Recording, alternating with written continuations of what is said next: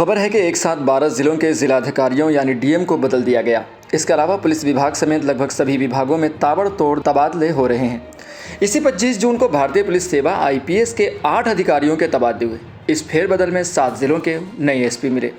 राजनीतिक विश्लेषकों की अगर माने तो उनका मानना है कि ये फेरबदल इसलिए हो रहा है क्योंकि बीजेपी का लोकसभा चुनावों में खराब प्रदर्शन रहा। उनका मानना है कि जिन लोकसभा सीटों पर बीजेपी को हार मिली है, ज़्यादातर वहीं के अधिकारियों का तबादला हो रहा है। जिन 12 जिलों में जिलाधिकारी बदले गए, उनमें से 11 में बीजेपी चुनाव हारी है। इन 7 जिलों में जहां नए पुलिस कप्तान नियुक्त हुए हैं, उसमें 5 जगह तो बीजेपी चुनाव हारी थी।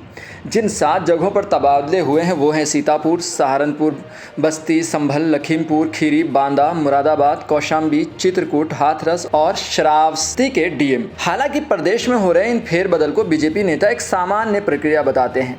बीजेपी के प्रवक्ता राकेश त्रिपाठी का मानना है कि यह फेरबदल सामान्य है और हमारी सरकार में प्रत्येक वर्ष जून माह में तबादले होते रहते हैं।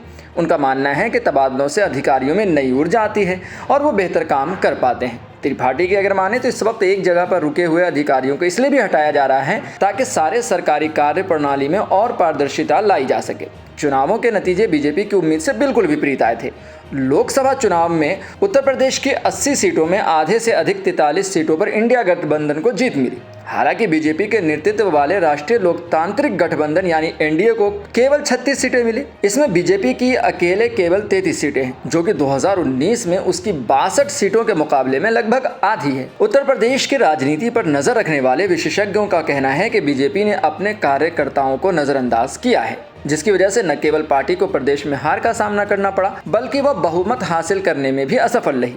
हालांकि प्रदेश के पूर्व पुलिस महानिदेशक पूर्व डीजीपी विक्रम सिंह का मानना है कि चुनावों के बाद तबादला होना कोई नई बात नहीं है, ऐसा सभी सरकारें करती हैं।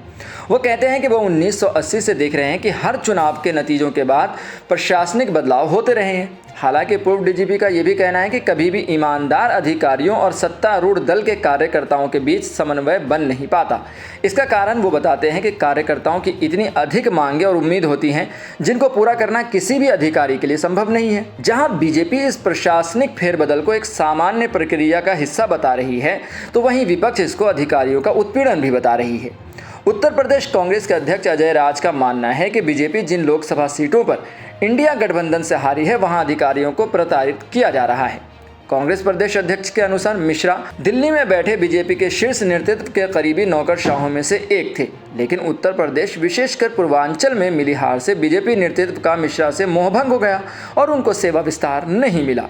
सपा प्रवक्ता और पूर्व विधानमंडल सदस्य सुनील कुमार कहते हैं कि तबादला सूची से साफ होता है कि अधिकतर उन्हीं जिलों के डीएम और कप्तान बदले गए हैं जहां बीजेपी हारी है। आप क्या सोचते हैं इस बारे में? क्या ये रद्दोबदल, ये फेरबदल सही है? क्या सत्ता बदलने के बाद यानी कि सरकार बदलने के बाद इन अधिकारियों का तबादला होना सही है? क्या इससे सरकार को फ़ायदा मिलता है या उस ज़िले को फ़ायदा मिलता है जहाँ के ये लोग बदले गए हैं? आप क्या सोचते हैं इस बारे में? हमें कमेंट बॉक्स में ज़रूर बताएं और ऐसे ही खबरों के लिए देखते रहें सहारा समय का समय डिजिटल।